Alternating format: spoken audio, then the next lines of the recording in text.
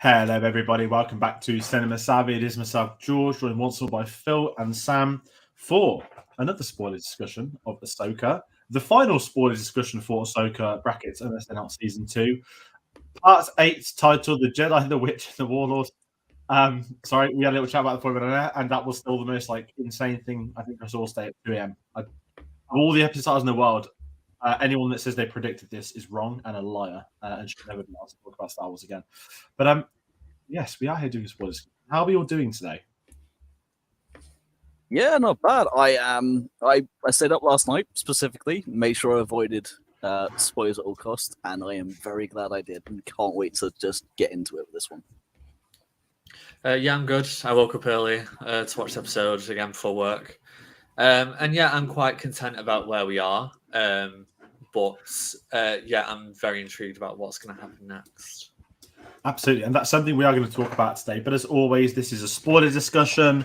I don't think I've done a spoiler thumbnail, but the one in the video is, and if you're watching it from tomorrow, I will be putting the proper one I want in. So we do try not to ruin it for people, especially after the Kenobi final episode. I just put Qui-Gon Jinn's face on in the middle of the first day, which I got a lot of messages about. But yes, we do want to hear from people at home. Please do comment your thoughts on Ahsoka. As we said, it's a spoiler discussion. Bring up your thoughts on the series, the future film. You think there's a season 2, what you liked, what you didn't like, what you're curious by, what you're not.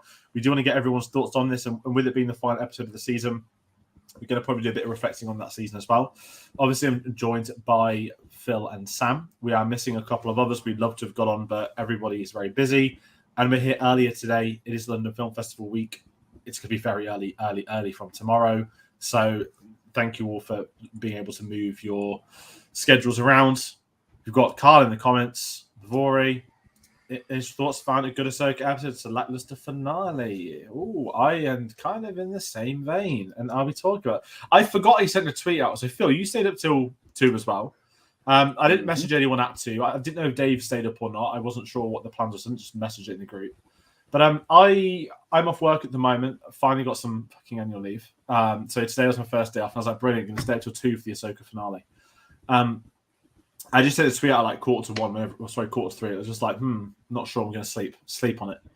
And kind of, I'd love to get everyone's, before we get their initial thoughts there, both of you guys' thoughts leading up to this week, but this is really strange. I really enjoyed the opening of the episode. I'm about to criticize it when we get into the opening, but it lost me in the middle and it had me back by the end. So there's a lot to go through. And I think hopefully talking this out loud therapeutically might make that better. Might make it worse, I don't know. But it was a bit different for me. I think compared to the other episodes of the series, Rick Famuyiwa, of course, been involved in all the live-action Star Wars stuff pretty much through The Mandalorian, with directed this finale as well. So we'll be talking about all of that. But Phil, we've not had you on for a few weeks. Just quickly, heading into today, your thoughts where we are before Part 8. I mean, before the finale, obviously, I haven't been on in a couple of weeks. So the last couple of episodes especially have been building up slowly to where we are. Now, I felt it left an awful lot to tell in a shorter episode as well, only 40 odd minutes, including credits. It was not as long as it could have been and should have been, I think. And that my point coming out to it was I love where they're going with this, but the more I watch, the more I realize they've got too much to tell in too short a time. And I think, unfortunately, as much as I do love the finale, we'll get into it, my fears are very much founded in this, because there's a fair few gripes even in something I adore, but this series on the whole has given me more than I've ever wanted in live action. We've had Clone Wars live action, we've had Anakin come back for even more of the redemption arc. Especially, you've got bits and pieces of all the threads from Clone Wars, from Rebels, even Resistance, every animated show, every little nuance since 2008 has all come finally full circle in this, and I've absolutely loved it. Yeah, I guess just echoing that, and I think I mentioned it last week, or we talked about it, George, but I love that this really feels like it's pulling things together and really trying to make everything feel universal, all under one galaxy mostly, but that it's really pulling through threads from the prequels, the original trilogy, all the shows, and really trying to help build a base for what is going to become the sequels, which I think that era not desperately needs, that's the wrong word, but I think needs a bit more so that people can go, oh yes, I understand a bit more. Anyone who is more resistant to that trilogy can at least have a bit more understanding of how things got there, and perhaps this struggle with Thrawn and everything that's led to this might help allow people to understand, okay, we understand why this happened and why this was allowed to happen. So yeah, so I'm impressed with what's happened. It's not been, I think, the best series for me, but I think it's been pretty consistently solid throughout the entirety of it. Yeah, it's really interesting. I'm kind of agreeing with what both are saying there, Phil, especially that as you get close to the end, you realize there's a lot of stuff that's not going to be done this week. We know there's a film coming. The details of said film are obviously not out there. I don't think any release date we've been given from April is valid anymore. With the writer strikes, with the actor strikes, that's an industry-wide thing, not just Star Wars. So there's a lot happening whilst there can't be too much also happening because they've not been allowed to continue making what wasn't already done. Again, the writer strike was first. Dave Filoni is part of the WGA.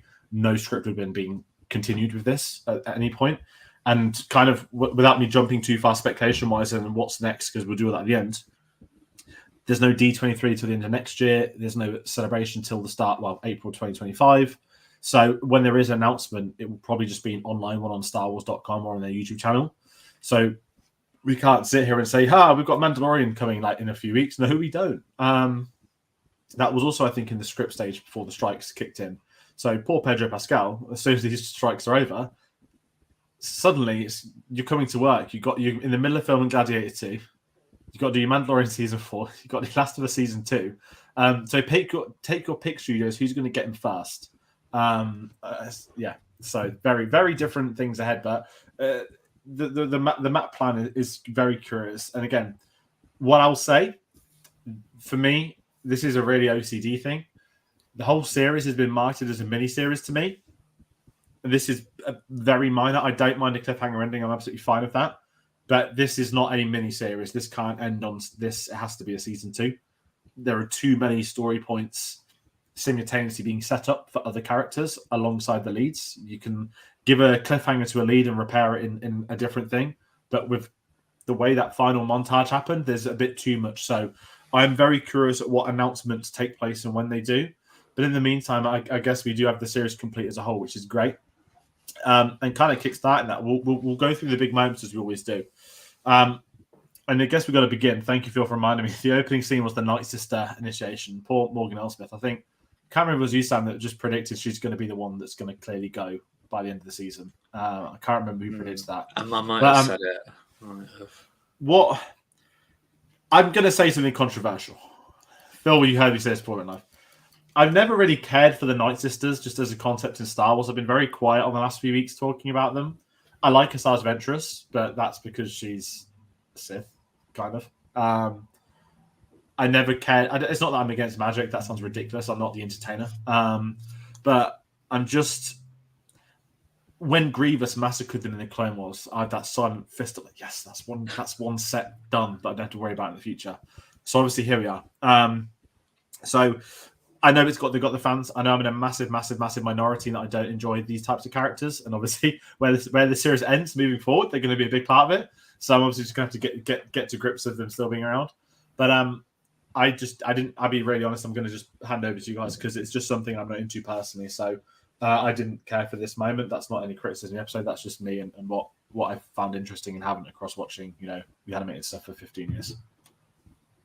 Yeah, that's fair enough. I mean, I am definitely the complete opposite. I love seeing the different aspects of the Force and love seeing the different interpretations, and the magic being that dark side element has always intrigued me more per se than some of the lighter aspects, especially when you go into bits like the High Republic where you have the convocation on Jeddah, which is a whole mix of different Force users and Force believers and worshippers and followers and things. So it's kind of cool to see the different aspects, and it's just as especially with the magic, especially with, I know we'll talk about zombie troopers later on, but that whole resurrection process, the whole dark side pack, I found it absolutely fascinating. It helps that I do adore Asajj Ventress, but I love Mother Talzin and her way of working with Dooku. I also really enjoyed the zombie aspect, so I was properly intrigued to see them coming back, and also You got teased a bit in Fallen Order, and then I know, although I haven't played it, there's more in Survivor as well. So there's a lot of elements to it. So something that's been around for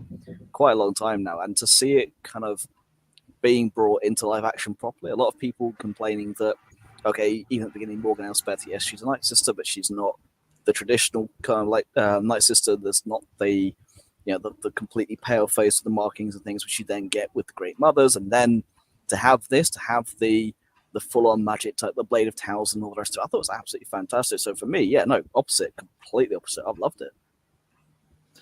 Yeah, I feel like a few years ago, I probably would have been more on the side of I don't like that sort of stuff, and I feel that probably comes from more of a limited knowledge of at least the new kind of universe. Anyway, I think if you're really only sticking to kind of the films and kind of what's there's not a lot outside of there apart from maybe hints of bigger things, but it makes sense in this large galaxy and for more than one galaxy to have force users of different abilities and different things like that. So magic kind of for me wouldn't fall too far away from that, and I think it was really probably Fallen Order that kind of really introduced the concept of the Night Sisters to me, and I think it's probably better for people, or maybe not for everyone, but kind of to start with like a one character, and I think for a lot of people it would have been Assad Ventress.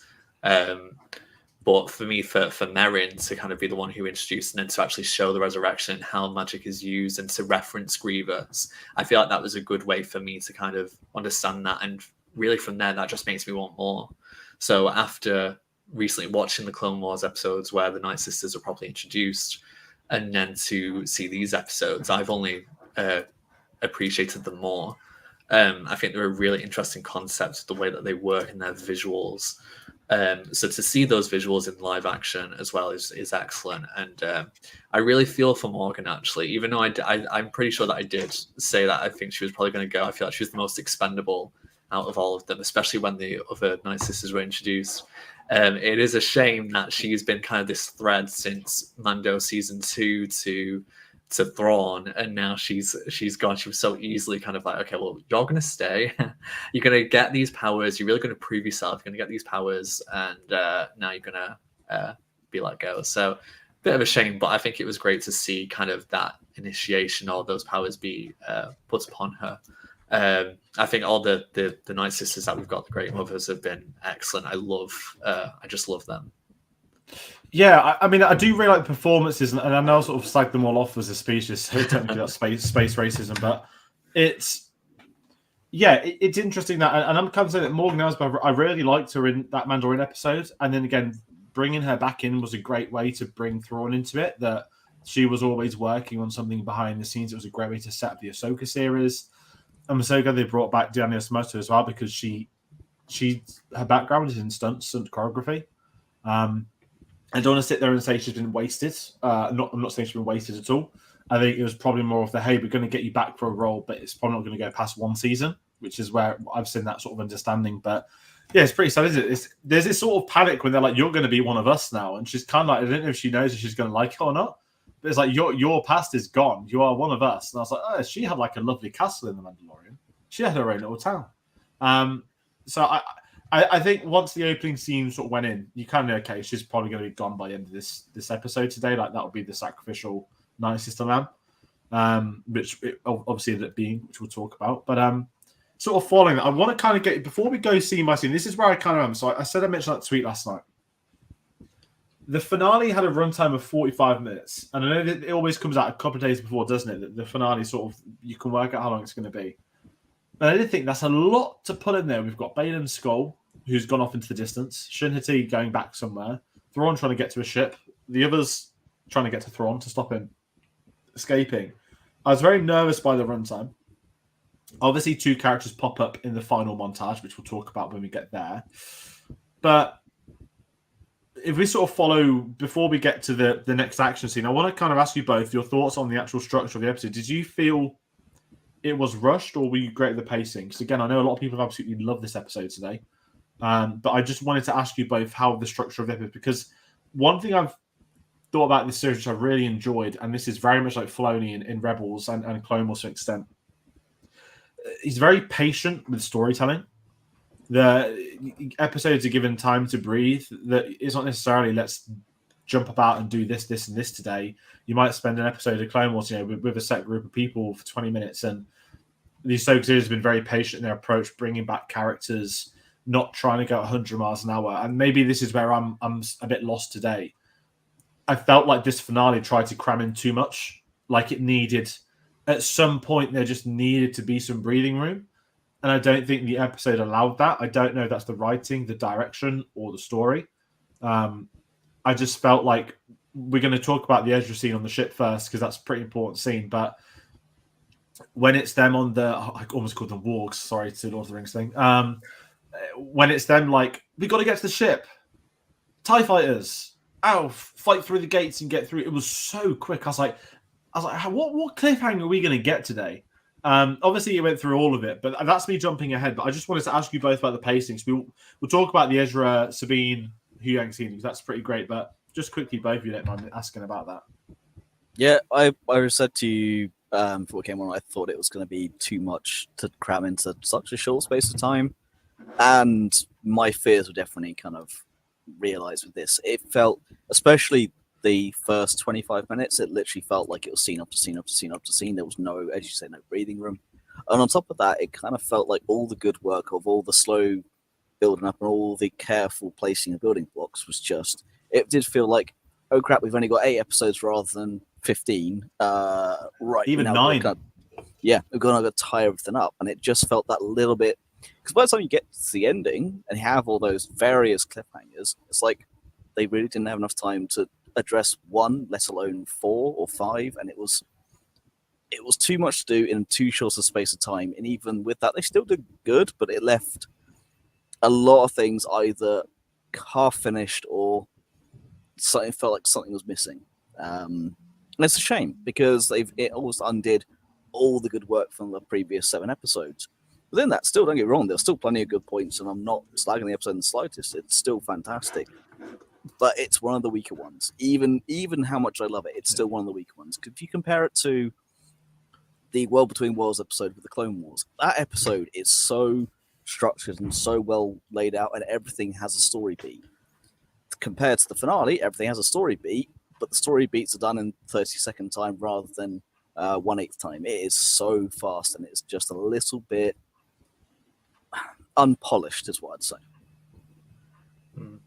I'm quite mixed on it, actually. I feel like if the last episode had ended in a way where it felt, we need to get to the Star Destroyer before Thrawn goes, then I felt like this episode could have started in that way, and it would have allowed for more time later on.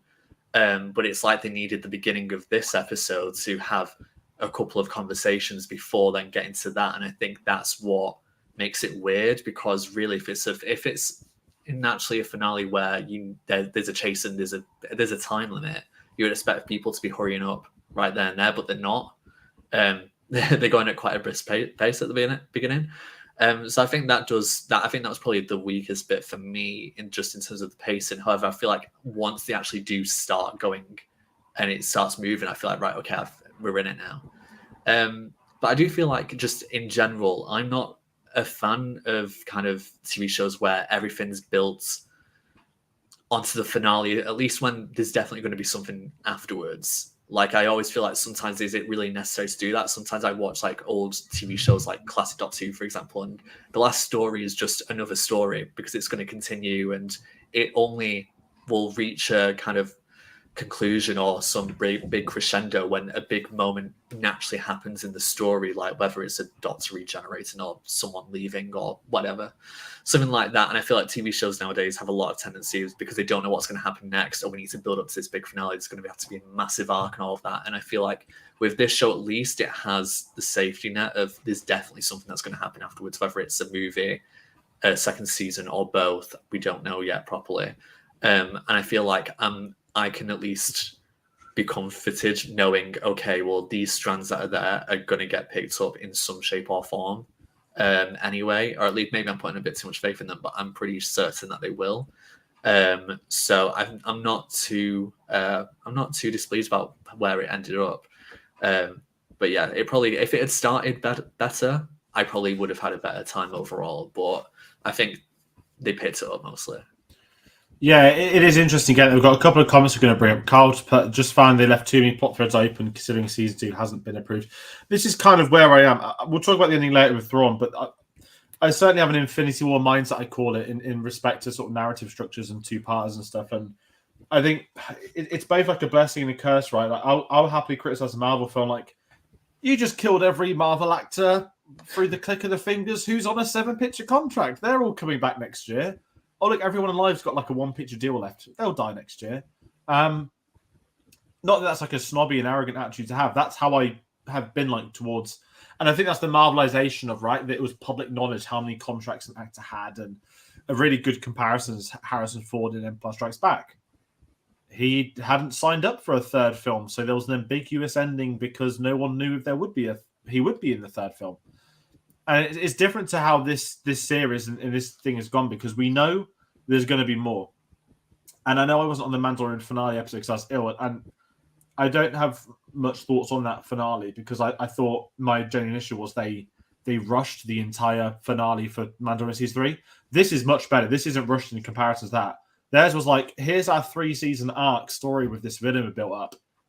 Blown up, quick out of a pan. We know Thrawn's coming, that's why. So my headspace is in this zone, right? We know we're getting a film. We have been promised a lot of films that haven't been made, haven't we? And I'm sure this film is going to be made. This is what I'm trying to go. I think this will be the first film we get, if I'm being honest. We know there's going to be Mandalorian Season 4. There is no Ahsoka Season 2 at present. This is, again, to go back to what I said, this has been advertised as a miniseries. To me, a miniseries isn't multi-seasonal. It should be advertised as a miniseries. If your plan is like traditional TV, we do a season, see how it goes, and then we'll let you know if we're doing a Season 2. Or if you announce Season 2 before Season 1 comes out, or the modern day thing, which I hate, which is we announce Season 2 after the first episode airs, that to me does a lot of issues for the finale, that there's no stakes because the Season 2 is commissioned. So I guess for me, my logic right now depends on what is announced, what does happen in the future, which of course we're contextually discussing the finale on the day it's aired compared to in 6 months' time, a year time. So I do have some faith, but there are certainly some things we'll get to on the individual moments where I do think it's more, did this need to be done today or this and this? And, there's other things we'll talk about. But if we go back to the main story point, I'm glad we had the discussion because it is interesting. Everyone's different thoughts on it. Bavari mentioned he liked the variety in the Force. Light and dark is too fairy tale. I like the mixed characters, make the nicest or Shin and Baylan. And this is it. Light and dark is it's a narrative function across centuries. Getting something a bit different it does help. And as I said, I'm in a massive minority, so I know the nicest is very, very popular from the get-go. But also I do like that with Star Wars, that not everything is just simply your light or your dark side. Even the Grey Jedi, which I hate talking about because it just becomes this weird online thing. Oh, this guy could have some morals. We'll call him Grey. I'm like, no, that's not. Although the one theory I live for is that Baylan Skoll is Jedi Bob from the original Lego Attack of the Clone sets. For those that know who Jedi Bob is, if they run with that would be insane. But let's talk the bit I sort of slacked off. Sorry, the chase. No, we're not. Sorry, we're talking the Kanan and Jarrus moments, preluding the chase to get to the ship. We got a lovely scene on board with Huyang, with Ezra Bridger, Sabine Wren popping up, and it's the discussion of the Master and the Apprentice, the history of the Jedi. And I guess this was a really cool moment for me, that we know that Ezra's from this sort of, not new Jedi era, but there are Jedi that learn post Order 66. Is that a better way of saying it, right? I wouldn't even put, Cal Kestis in this, because he is traditional in the respect of, was at the temple, had training as such, was in the Clone Wars, but Ezra Bridger is this. He has no knowledge of the Order aside from what Kanan had taught him. And I love that the Huyang stuff came into this. Again, for the average person, it might not mean anything, getting this name of Kanan, but I like these moments where it really sort of not fills you in on the situation, but I don't want to call it a reward for watching Rebels, because I hate terminology such as that, but I like the fact that we alluded to his master, but really the message is about having a master in the first place, which of course sets Sabine off to sort of disapparate for a brief moment. But I want to get both your thoughts on that scene. Because I know, Sam, I'll go to you first. I know because you haven't watched all of Rebels. I keep using you as like a guinea pig. Did any of that scene make sense, or the gist of it still functioned? Does that make sense? Yeah, I think in general the gist of it functioned anyway. What it was trying to do from a narrative perspective, and what it was doing in kind of referencing Kanan, who, has already been referenced as being kind of as being part of the Rebels crew and being Hera's partner, I guess, and Jason's dad. But here it's kind of explicit, he was Ezra's master. Ezra was important in his own right, but they were kind of a duo in that sense, and that the partner and Padawan kind of relationships, very important. Master and apprentice, and what is good for the apprentice is good for the master as well. They both learn from each other, and I feel like that's what I got from it. That it's not only good for Sabine to have a good relationship with Ahsoka, it's also vice versa, and we get kind of the payoff of this conversation and Sabine's conversation with Ahsoka towards the end, just as the Chimaera's leaving. So I thought, even though I feel like if the last couple of episodes could have been restructured a little bit so that this conversation was maybe in the last episode, I think the actual conversation as well was itself was necessary. And I think it was really interesting anyway for fans, for people who are maybe not so acquainted with these characters. And I think it really does good in setting up what comes later. I think that's what its main purpose was. But I'm sure people will cry fan service once again, even though I think it's actually useful for the plot and it's relating to these characters. So, yeah. Yeah, that's interesting. Going off it's useful fan service, because it is, especially as I said before we came on. I love the little on-the-nose jab of the narrow blades that people criticised the artwork for Rebels for back in the day, with the Ezra's comment, the submitters too narrow. But yeah, the whole thing is not just about him building a lightsaber, although I am interested to learn where the hell he got the Kyber crystal from. I was thinking the exact same thing. Because his original blue one got destroyed by Vader, so that's gone. Ignore that. Here where I am. Sorry, Phil, jump in. Go on. Sam, you witnessed this. I am sick to death of trying to be able to buy an Anakin Skywalker lightsaber. Oh, yes. And every single time I think I've got one. No, this is Luke's from episode 4 and 5. No, this is Rey's from the Skywalker saga blade, they call it. There's a new name for the Skywalker blade or something, I don't know. And I'm sat there saying, if Ezra's just put together a lightsaber in 2 fucking minutes, if they go and announce this new Ezra lightsaber on Black Series, which they keep doing, by the way, they keep announcing lightsabers that are in the episodes, I'm going to absolutely have a riot now. Sorry to jump in. It's just, I'm very pissed off with this lightsaber discussion, because Anakin Skywalker's lightsaber should be available for purchase in the year 2023 from retailers. You'll get one, but it'll have the ability to switch between red and blue now because of the World Between Worlds. I'll take that. I just want it to display. That sounds like really Veruca Salt. It's not meant to be, but I'm just saying that there because literally at episode 1 aired, they announced the Ahsoka lightsaber. The saber's been destroyed in episode 8. Now last week they announced the green saber. I was like, really? Like, don't get me wrong. I love Sabine. They've done an amazing Black Series helmet they've just announced. She didn't need a lightsaber as well as a helmet, did she? No one's going to pick up that lightsaber and say, this is it. This is the one. No. Announce Anakin's, it will be sold out. This is why I have a printer. It's fine. Yeah, but I want the Black Series Force Effects one with the lovely little stands and everything. And sorry, that's just me vexing. Even the Disney Parks one isn't correct because that's done to be like Luke's. So, yeah, sorry. Veto out there. Sorry, Phil. Back to the lightsaber discussions. Indeed. Although, jumping off that, the fact that Huang did have the little spare to make the emitter of cadence was a wonderful little touch. If anyone to be fair, a friend of mine was ranting about it this morning and said, well, I appreciate your opinion, but no, I love it. It's a fantastic little touch. But it's a cool moment to kind of see Ezra back as he was, but it does serve a purpose with Ahsoka and Sabine and give them the more. It's solidifying the relationships, solidifying the fact that she is being trained. It's tying together all the little threads without words needing to be said to that same effect. Because Ezra is having a conversation with Huang, and it's to do with him, his building, and a connection about his master. It's nothing to do with Sabine and Ahsoka. You read between the lines, and everything's to do about them. And it's a wonderful way of, if you watch it, and if you know everything, if you know the Clone Wars and Rebels, like flew off the top of your head, then you'll see a lot of the nuances. And even if you don't, as in same for you, Sam, is you will still see things that are supposed to be there that are unseen. And it's one of my favorite moments of the show. I'm still not where the hell you got the kyber crystal from. It's probably Huang's got a spare knocking around somewhere. Wouldn't surprise We've got loads of them. Exactly, but Ilum. yeah. Well, it's that little bit aside, just because I'd like to know where everything comes from. Because on me, it's still a wonderful moment and leads very nicely into the next set. It's one of those moments where you can, especially now watching the show back. Now it's a complete show. I will enjoy watching that scene back because it's also nice to see Ezra.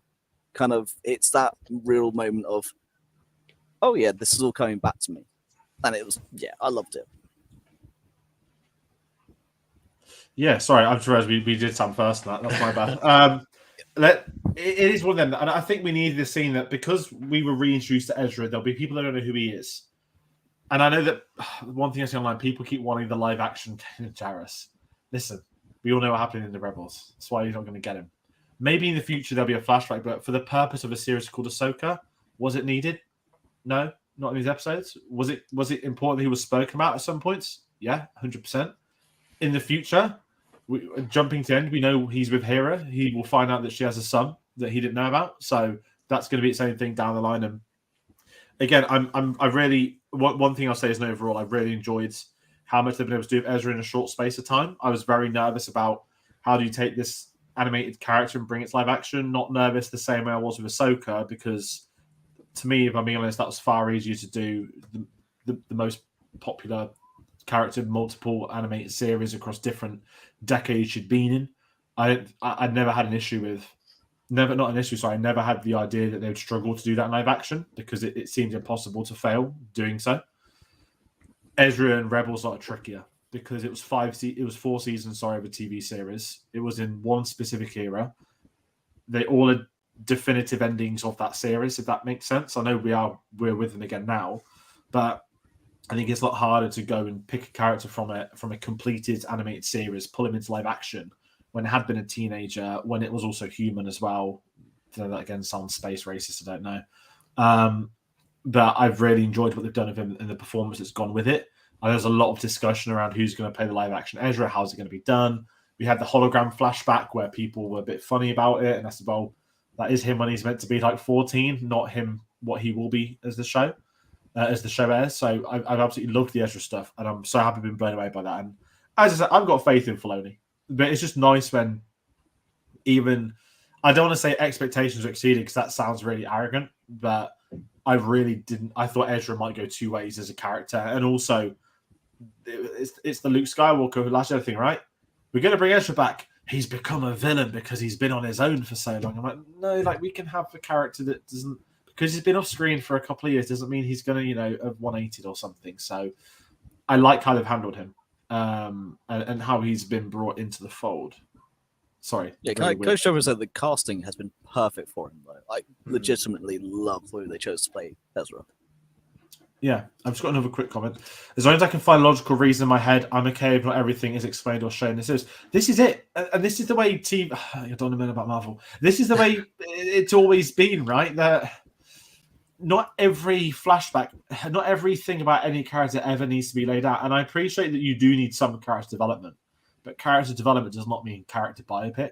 And I think we're in this horrible day and age. And I think audiences are starting to come out of it now, where we must know everything. And it doesn't help. And maybe we're part of this doing a YouTube channel, who knows? But it doesn't help that we must explain everything about this character in a separate video. We must explain this and explain this. And in the books, this, the comics, this, the TV, this, the film, this. That then tampers with audiences who then think we have to do this for every character that's ever existed under the sun. We don't. Sometimes less is more. You can have the most ambiguous character of all time, and it will function. At the same time, yeah, you can delve into somebody a bit more if you'd like to. I think Boba Fett's going to be the epitome of that for the rest of mankind, that everyone had their own idea in their head of what Boba Fett looked like for 20 odd years, and then it was a 13-year-old kid from New Zealand, and they all gave him abuse as well. So, you know, I'm kind of with you on that. Not everything needs to be explained. Certainly, you know, again, story purpose, explain what needs to be explained for the story, just not everything for the sake of it. And as I said, I'm very happy with the Ezra stuff, which could have gone the wrong way. If they could have said, do you remember when you got took by tentacles and you were thrown on the ship and you were this and this and this and this? We didn't need that recap. I think people that are watching it for the first time are going to understand Thrawn and what he's doing and what he's been up to. Because we got a bit more time with Thrawn today, and I'm doing a lovely segue. We got to see his tactical master plan. Not necessarily fail, because he won overall, but last week we spoke about the moment he realizes that Ahsoka is the apprentice of Anakin Skywalker, and he sort of shot himself. I love this week. His plan was Ahsoka cannot come through these doors because she's not because she's a Jedi, not because there's 2 or 3 of them, because she's Anakin's apprentice. Like, she can't anywhere near me. And what I love most, and I actually keep forgetting about this, and this is the ultimate, I guess, not Easter egg. It is known that Grand Admiral Thrawn knew that Anakin Skywalker became Darth Vader. But what I love about having that slight bit of knowledge that isn't important to this episode, it isn't important yet. It might come up in the film or in the coming years, who knows. But sticking with this Thrawn bit of Anakin, and again, I've not read this book. I know he spent time Anakin in the Clone Wars. And I know that he knew, even though he knew that Anakin was Vader, he knew that he could never say to anyone he knew that, otherwise it's basically a death sentence, which I also love at the same time. But I'd sort of forgotten that Thrawn knew that. So when I see him saying, I'm scared of Anakin Skywalker, I'm forgetting this is the Anakin that also became Darth Vader. And I wonder, via performance, he's probably just got PTSD to doing his mission with him in the Clone Wars. Obviously, we know ultimately Vader's a part of it too, but I like the fact that he hasn't made any comment until he speaks to Ahsoka right in the episode today.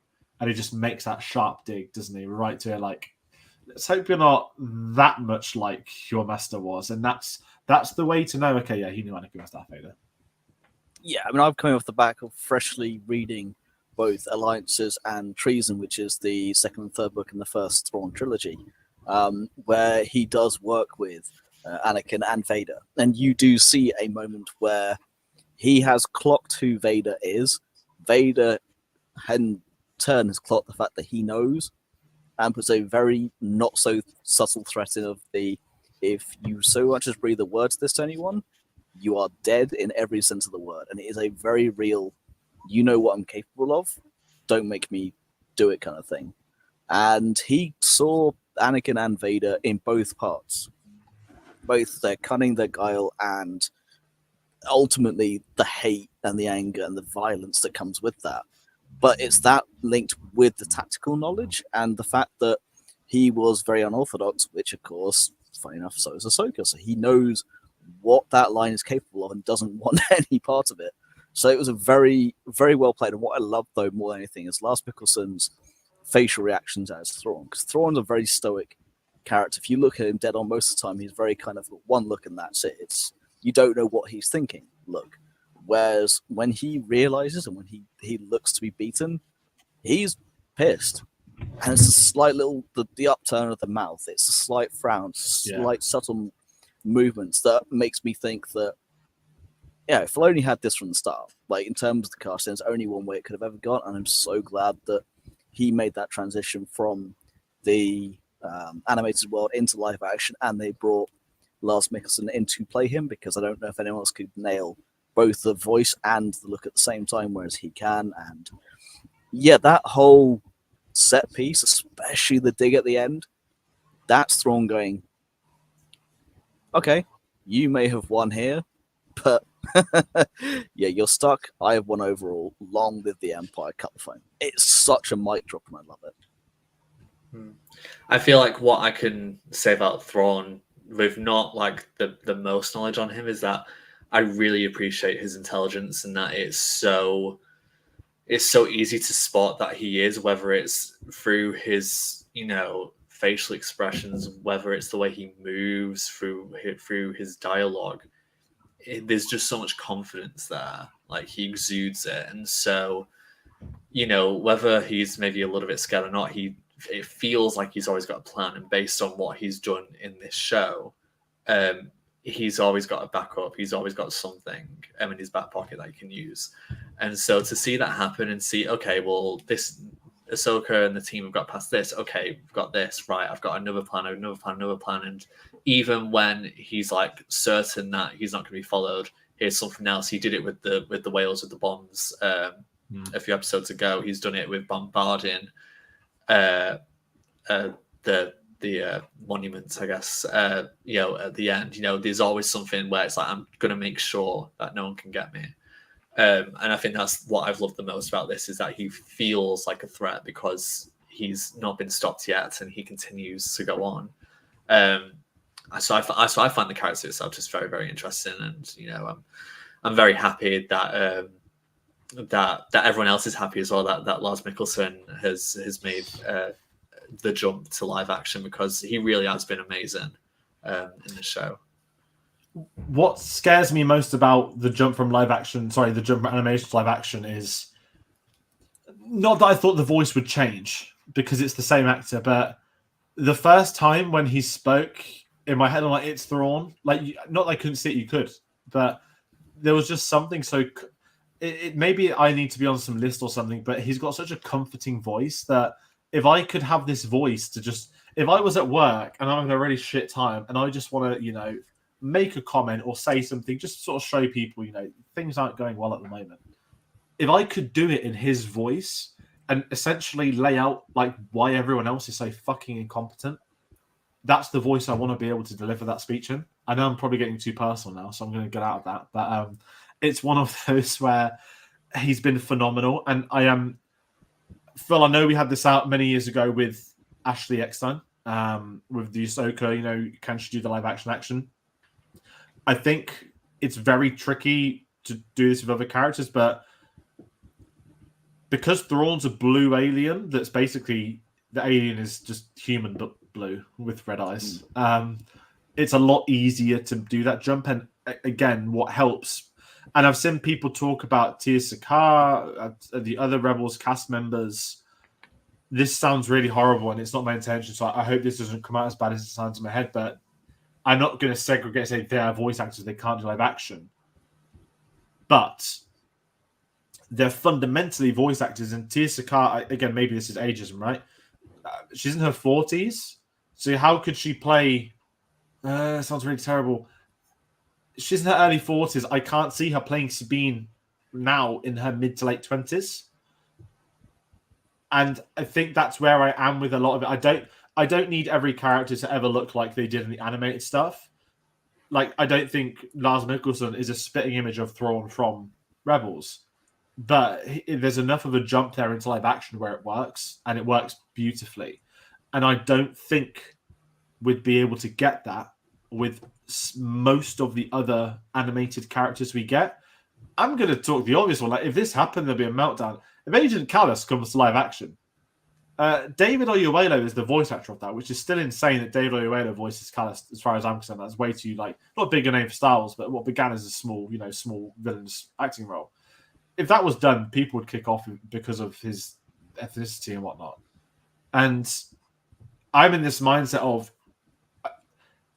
we haven't had a new animated series. I'm not talking the kid stuff on High Republic. I'm talking like the Clone Wars, like Rebels. We've got Bad Batch, okay, right? And Bad Batch has been criticized into its merchandise sales because they've essentially been, oh god, I've forgotten the term, not whitening. What's the word? Similar to that. When whitewashing. Whitewashing, thank you. Because the Bad Batch merches end up being whitewashed. None of it looks like Tamara Morrison is meant to. So it's the live action the animation to live action is such a tricky thing to do. I think I'm so off topic now, but it's something that really frustrates me when I see people, and I really understand when people are good at an actor they've loved has been replaced. But at the same time, and it sounds horrible, and they're like, can they do this role in live action? For all we know, they screen test them. I know they didn't for the Rebels actors, but it's a really interesting debate that's probably a bit more than this video. But for me, I don't think anyone else could have. I think Benedict Cumberbatch could have done Thrawn. We saw the rumors 8 bloody years ago. He's got the cheekbones. He's got the chin. You could put him blue with red eyes. Great. It's Cumberbatch. I'm sure Cumberbatch could imitate Lars Mikkelsen's accent too. But knowing that's Lars Mikkelsen, well, I still don't know if it's fully makeup or if it's a bit of CG plus makeup. I'm very curious with behind the scenes because it looks incredible. I'm so happy that we have that. And I'd do the same if other voice actors went to live action. We had earlier this season Clancy Brown popping up, which was a great little moment. And again, I think he can play that role in live action as well as animation. So I am so far off point of what we were discussing, but it's more basically I'm on the Lars Mikkelsen hype train. We've got both the Mickelsons in Star Wars. They're both going to do a phenomenal job. And also, fuck anyone that was trying to take the piss out of Lars Mikkelsen for not having like a six-pack, because that was a very weird week on the internet. That was so rude. Great. That was so rude to come out on his way. Like, no. Yeah, and like he's a military fucking personnel. Like, the Grand Admiral doesn't need to be shredded like Kylo Ren, does he? He's been on a planet for 10 years, eating God knows what. But that whole thing was just ridiculous. And like I said, again, it's taking nothing away from his amazing performance. And I was meant to actually talk about Sherlock ages ago. The fact that he was in Sherlock, that he's done live action, that he's done TV, he's done film, and it makes it even more obvious that he had to do it. Whereas going back right back to the beginning about Ashley Eckstein, she's never really done live action stuff. She's not been anything big. I'm not saying that in a rude way, but when she cosplayed Ahsoka, it would be different on the set. It didn't look as good as what it came out as being. I'm just going to say that and hide before the fans start sending me arrows, and I'm going to hand over to someone else talk because I'm just going to keep digging myself into corners talking about space racism, aren't I? Yeah, I mean, to be fair, so for me, the casting has been perfect from the animation to live action, the gravitas especially, because Thrawn needs that. Thrawn needs that level of just instant respect and fear that someone like him needs. And even if you listen to the audio versions, you have Mark Thompson doing the voice, and he nails it. He is the only other person I would consider good enough to do Thrawn in that respect. And if you look at the casting throughout, I mean, obviously you have, when it's a alien race, it's a little bit different. Like, you have Steve Blum, who came back to do the voice of Zeb, although where the hell was he in this episode?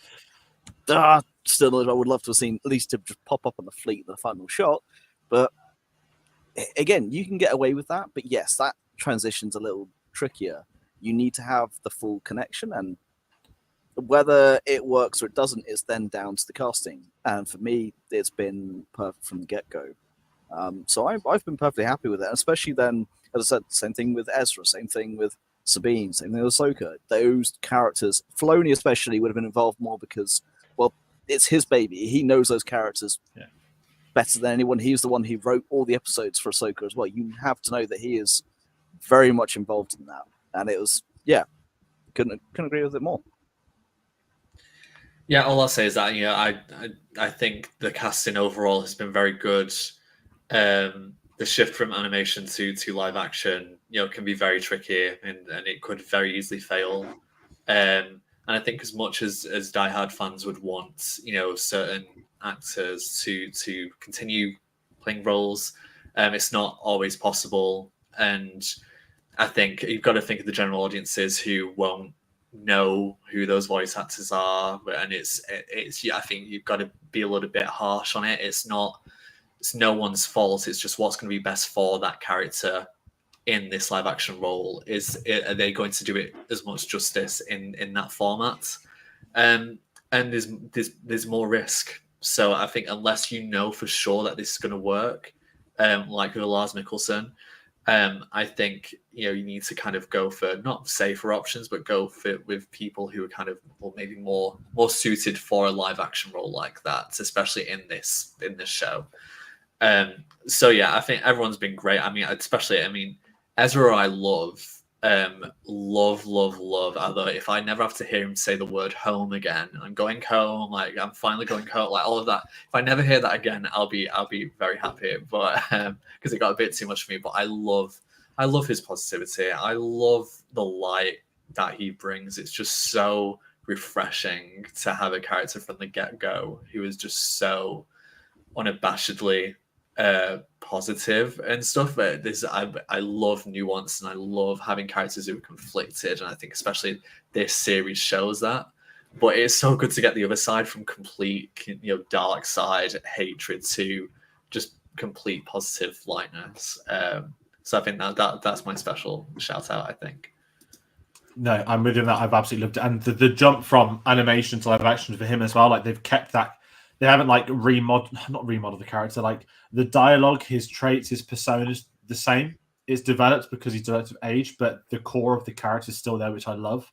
And again, I saw someone moaning that they had the balls to give him blue hair. Come on. Like, really. He looks bloody fantastic. We've got a great comment by Dave. We're going to bring up in a bit because I think it's going to be one of the big final discussion points of the episode. But we've spoke about the sort of the chase sequences, right? Do they want to talk about specifics of the bombardment? I'm sure we want to talk about the stormtroopers, the night troopers, all willingly going out to be zombified and left behind. I mean, to be fair, I'd probably not do that for Thrawn, but this last week was more of an education on. We're seeing Grand Admiral Thrawn, this tactician we're told is great. We're getting to see it, we're getting to witness it, so the audiences understand the threat this person has. Now we're seeing it away from a practical environment to a storytelling purpose of this is why everyone in the Empire wants this guy to come home. And when you've got Morgan Elsbeth offering herself to basically be killed, the same for the stormtroopers willingly volunteering to knowing they'll be left behind, all for him. What I love with this, and sorry to go back to Thrawn because I meant to be moving it forward next episode, but there's this great moment where he's like, yes, it's for the Empire, and like, come on, man. Like we know that we know that he loves it himself, but he's so stoic in this is for the Empire, not for me. And I do think Phil's going to probably jump in and say in the books this or something, but there's going to be a turning point when he not will accept it's for him, but he's playing the Empire strategist because he needs the Empire on his side, the other remnants, the other surviving warlords. That's my theory, and I'm jumping all over the place. And obviously, we know already that he has loyal units working under him. The Chimera design as well, which is great. But I know I'm all over the place just saying this here right now, but I do think that will not be his downfall because I can't even predict to think about what's going to happen moving forward, the films, the shows, whatever the plan is. But I think that they're going to really hit home that he isn't just another Imperial officer, that this guy is like, he is the one. Like, he is the one to restore the Emperor to these people that follow under him. And I like that we're getting the seeds of that they're loyal to him, not the insignia, which at the moment he can't really play up. Yeah, I mean, his overall loyalty lies with the Chiss Ascendancy. And he was basically left in exile in lesser spaces, what the Ascendancy calls the galaxy as a whole, to learn about this burgeoning empire at this point. Because he knew, but the war between the Republic and the Separatists was over. He knew that the Empire was coming. So he was left in exile after his exploits in the Chaos. His whole thing has always been about, well, his loyalty. If you especially read Treason, his whole loyalty is, yes, I am loyal to the Empire and to the Emperor. The Emperor knows this, but he's still playing them all for the Ascendancy. His whole mission, his whole raison d'etre, as it were, is for the Chiss Ascendancy. So yes, he is whole right. I will help the Empire come back along with the Empire because the Empire serves a purpose for me, and he is always self-serving, even for the greater good that is the Ascendancy. So yeah, 100%. Although he is outwardly saying yes, it's for the Empire, the inside is like, I now have what I need to be able to get back to then go continue my main goal. So yeah, it's definitely self-serving amongst that. So it's not. It is deeper than just what you see on the surface, for sure. Yeah, I get the sense that he's very classic political villain leader who will, outwardly kind of to everyone be like, oh yes, this is for the good of the Empire, for the good of the galaxy, all of that stuff. It feels very I'll say it feels very Tory to me, but it's very much, oh, we're doing that, but it's actually for my own personal gain. I'm saying this, so I'm going to get you behind me, which supports me, which then puts me higher on a pedestal, which then gives me more power. And because of his intelligence, he can do that very quickly, easily, can wrap a lot of people around his finger.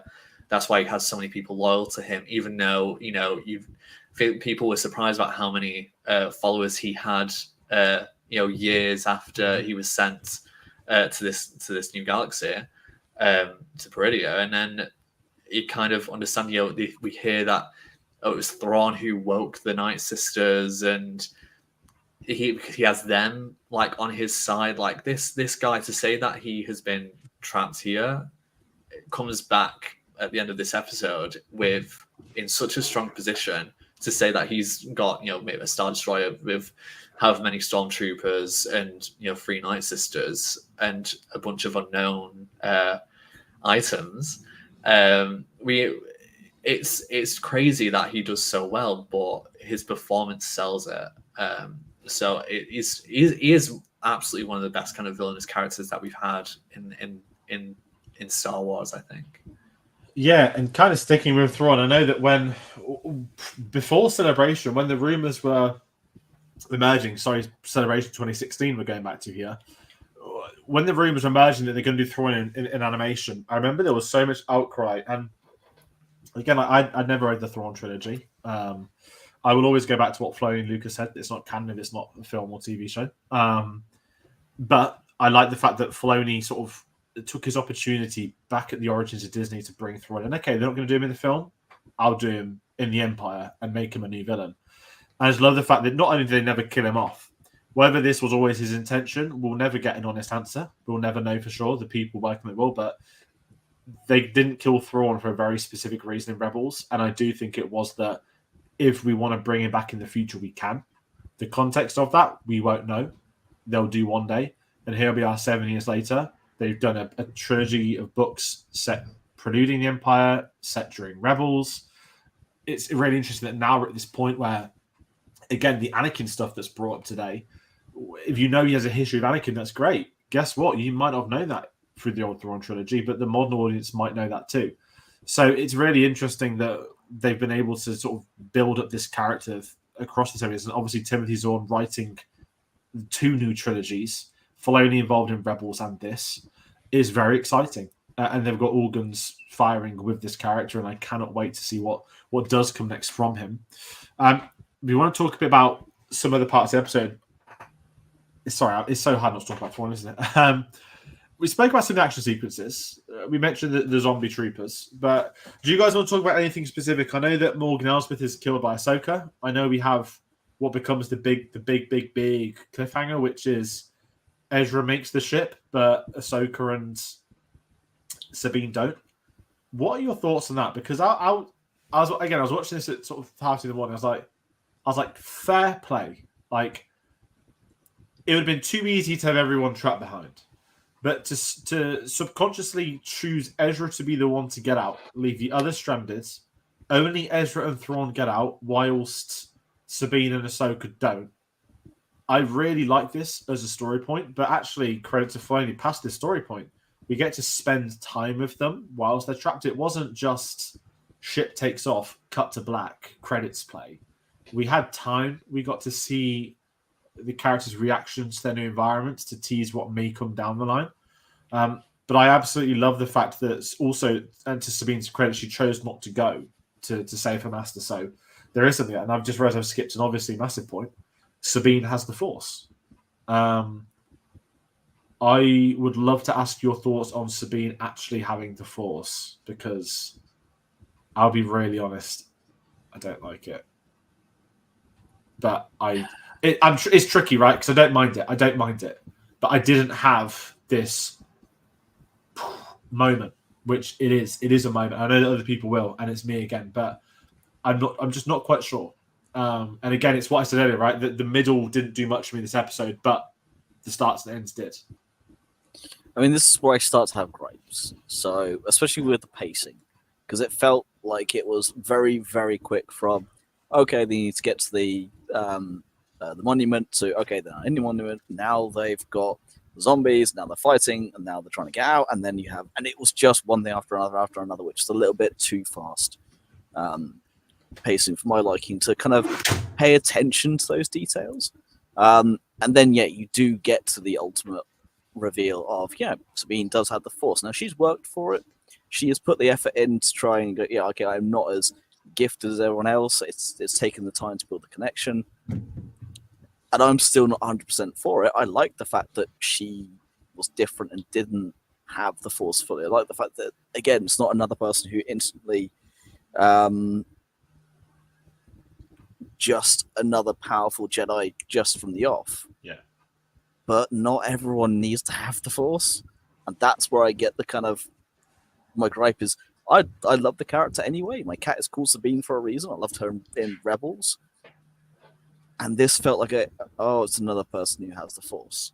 And it was as much as I enjoyed it, as much as I'm okay with her having it, it was a very much, you could see us building up to it, but I loved the fact that she was limited. And now it's now the floodgates are open, and now immediately it's called Big Force Push. I'm like, but she's only just tapped into it. And it felt very much, the whole bit of her going up to the gate, and this is where my gripe started, was all three of them, they're riding up. Okay, so right, we all need to help get this door open. But you can't tell who's doing what, and it actually felt so disjointed. I'm like, this just looks stupid. And I was like, it completely took me out of it. So that's when my gripe started, because the pacing was so off, because the Death Troopers who are zombies, the actual Night Troopers who are zombies, that was all fucking wicked. I've waited for that for a long time. There's a non-canonical book called Death Troopers where you do get zombies. This is the Night Sisters at their peak with the magic, the dark side of the Force abilities. I love it. I'm totally here for it. But it felt, after all this careful building, compared to the Clone Wars bits we got in the earlier episodes for sure, it felt so rushed. And that moment didn't hit me with the whole, oh my god, this is awesome. It hit me with I was kind of hoping they wouldn't do this. Like, you had that wonderful moment in the forest earlier, which is, oh, you have no power. Uses Mandalorian. This point, it should have been, okay, use my grappling hook to grab the lightsaber. That's what should have happened. That would have been perfect. But, that's my thoughts on it.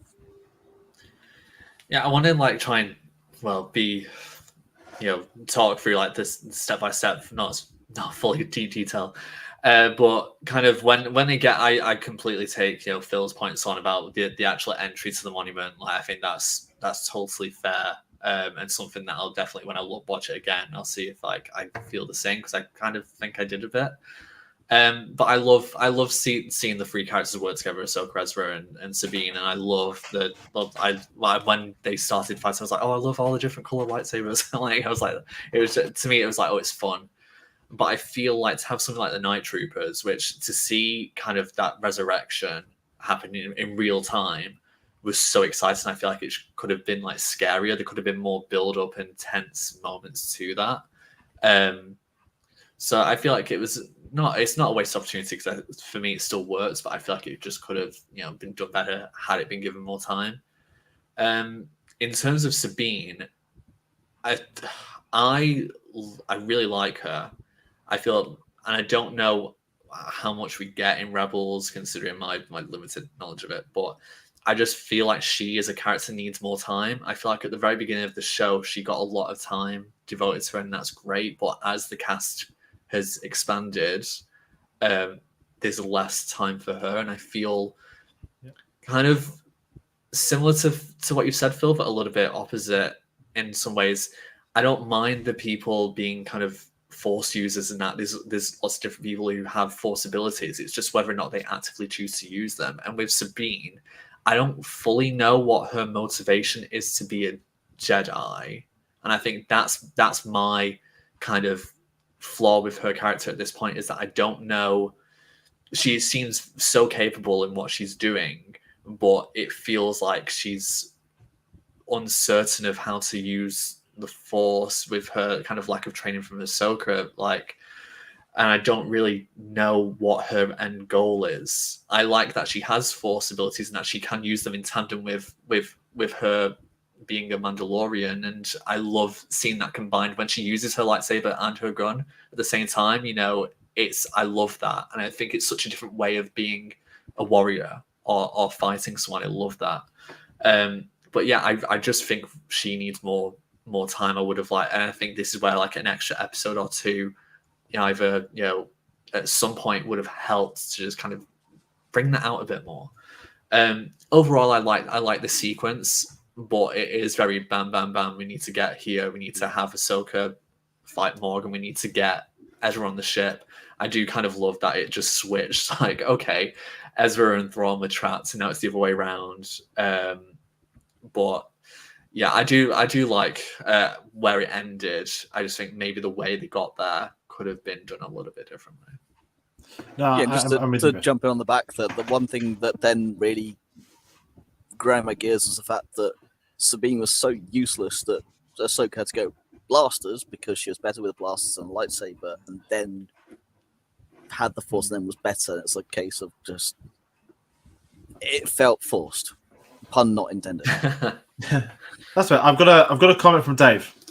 George Lucas, not me, always said everyone can use the Force. Clearly, I didn't allow that. Quite happy showing the ability to pull and push his basically create the Force when it comes to doors. The George Lucas bit is interesting. So you got Yoda's episode 5 monologue. Everyone can have the Force. Go to episode 1. You're not born with midichlorians. You're not having anything. So, yeah, it's. Listen, I'm not. I think I'm with you both, right? I think now we've been saying. I think it's more the speed of doing that moment, and it was so obviously going to come at that point in time that it just sort of undermined actually. I think what it could have been. And if I'm in a minority, great, I'll take it and leave it there.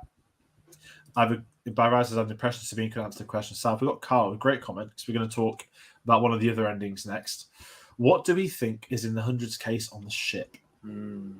So, we know it's bodies, but my question is evolved since Carl's commented this. Actually, part of me thought, oh, it's just going to be loads of Night Sisters. Oh, fucking hell, here we go.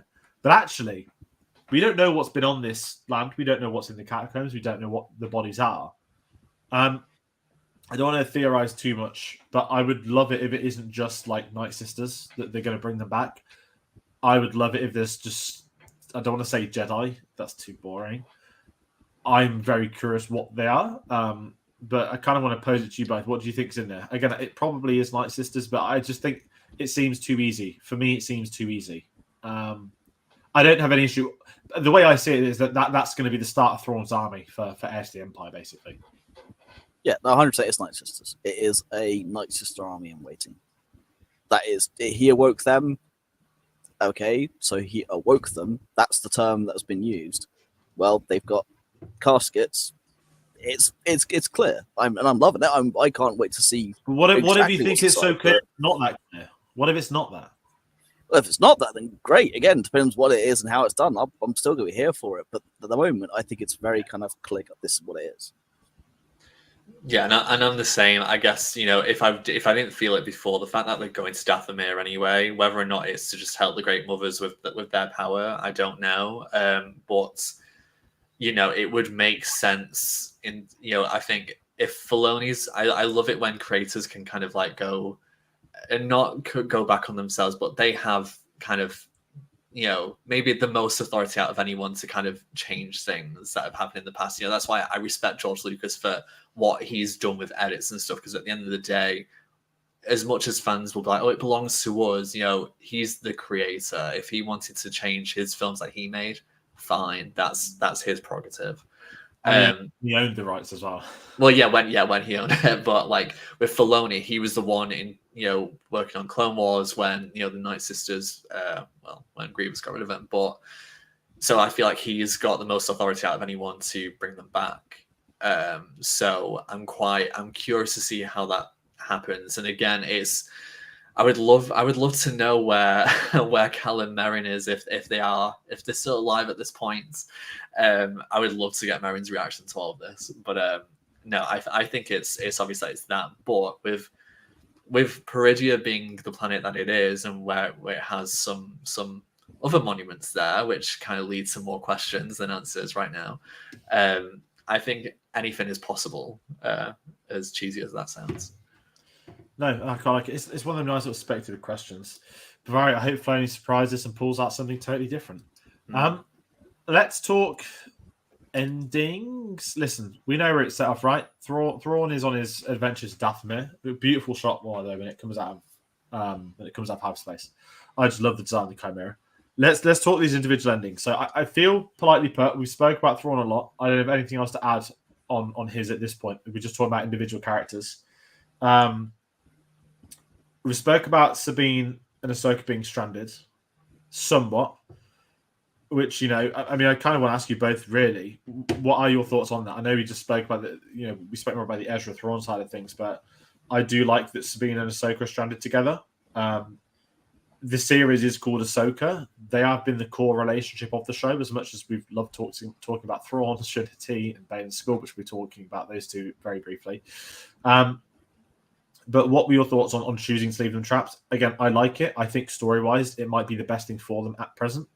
And I guess that segues into that sort of debate we said at the start, right? That we don't know if there's a season 2. We don't know if it's a film. We don't know what the plan is. But the plan will be to get those two out of Peridia and get them back to the galaxy. Whether they take the Ninja Turtles with them, we do not know at this point in time. But at least they've got some good company for the foreseeable future. Yeah, for me, I love the fact they're trapped. I mean, Star Wars, anything that has a timeline has to be careful of. Where was X during X? There's always going to be a conversation.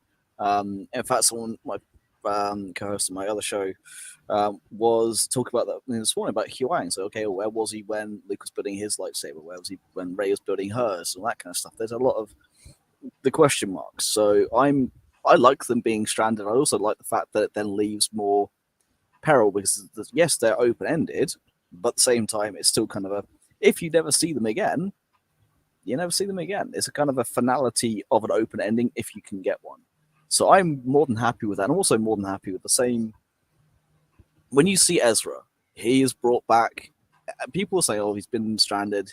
He was quite dark before he left. Or he could go completely. No, he went the opposite. He went almost more like Luke in terms of the Jedi approach and the more humble approach and the more, yeah, I'm just at peace and one with the Force and happy to kind of live that side of life.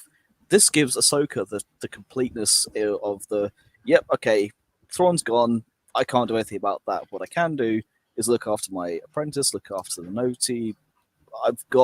There's missions here. I'm perfectly content and happy with this because her story for her is now complete. Yes, there's still more to do, but no, it's very good. And also for Sabine, it then also leaves her to wrestle with the problem that, yeah, she brought Thrawn back to the galaxy.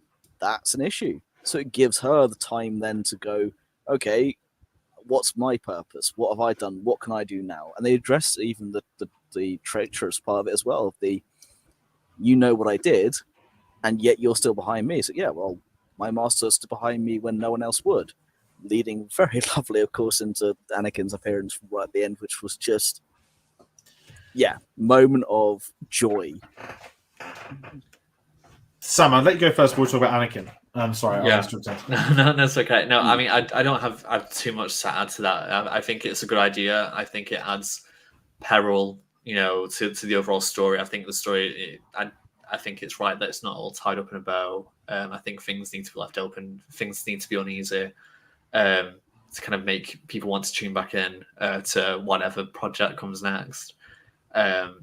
But I think I hope that with whatever does happen next, it does leave a little bit of time so that, you know, I think this is a great opportunity for Ahsoka and Sabine to kind of get reacquainted properly without having to kind of be chasing Thrawn or whatever. I mean, obviously, Shin and Baylan are still on Peridia as well, but it gives Sabine a great chance to train and to actually kind of be in an environment where there's not really much else out there. She's not got her speeder where she can listen to fantastic tunes or anything like that. She's not wrestling with the guilt of, well, not the guilt of Ezra, but this longing to find Ezra. If she knows that he's back safe, she's still got to wrestle with Thrawn and the fact that partially because of her, he's back. But I think with Ahsoka being there and being able to learn, it might help, and I think that will lead quite nicely. So I think a time jump actually would be quite good,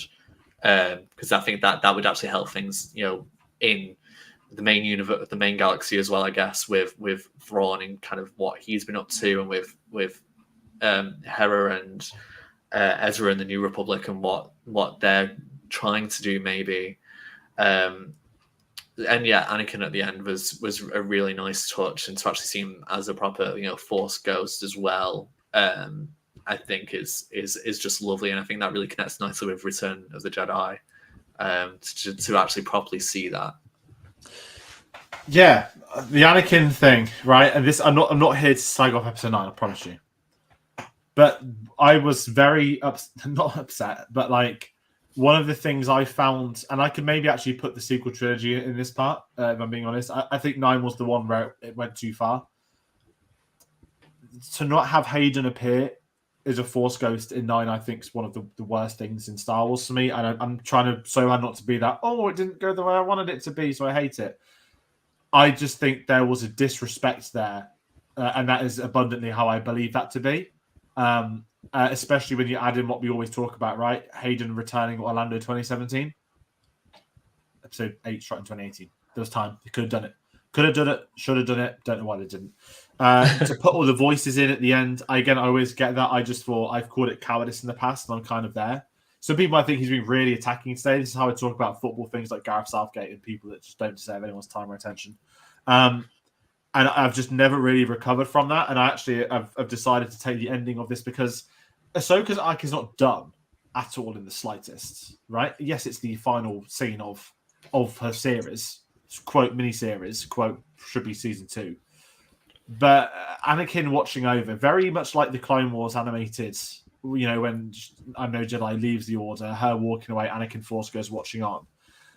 I just didn't. Again, this sounds. I'm not criticizing why Filoni's put this in there because I love it's in there. Don't get me wrong. I just feel like this is almost an apology for not putting him in 9. Like, listen, we've had Hayden quite a bit. Now we'll get him as a Force ghost because we've hit this point with Ahsoka. She's now got her apprentice. I'm probably waffling and over talking, but do you guys at least does anything I'm saying make sense? That to a point, mate. For me, though, it's very much the Anakin is now being seen as a good master. It's kind of tying up that loose end. And it's what needed to be done, I think, with Kenobi and with this. It kind of ties up Hayden's arc as Anakin perfectly and kind of really solidifies. Well, now when you watch Return of the Jedi and you then see Hayden Christensen as Anakin, it now properly ties that in. And I am 100% here for it and behind it. And I do think that, yeah, again, it's making up for it not being in 9, but 9 has a lot of issues. And this is just one of them. Yeah. But this isn't a retcon per se. This is so much more of a tying up of an arc in the most respectful way rather than the disrespect that we've had. Yeah, no, I'm with you. Sorry, Sam, the Return of the Jedi, I never had a problem with Anakin being Hayden replacing Sebastian Shaw. Actually, you really dig into it. Darth Vader died at the age of, I think, 43, so they didn't need someone in their 60s playing him. Again, they wouldn't have known that at the time. But for me, I'm in that mindset that it enhanced. When Return of the Jedi got re-released, was it April for the anniversary? I love seeing Anakin at the cinema, and I think I sent a tweet out about that, about like Hayden on the big screen finally. And to see that again, like, yes, we had World Between Worlds recently, we had stuff last year, we've had Clone Wars, but there was something extra about the Force Ghost, knowing how much abuse George Lucas had for that across the years after he did so. And I think it's one of the best changes that's ever been done to Star Wars, was to, in theory, canonize Hayden Christensen as Anakin Skywalker, that is the Force Ghost. That is him as the Jedi. Well, technically not master. That is him as the Jedi who was master to Ahsoka. I absolutely love it, and it comes full circle.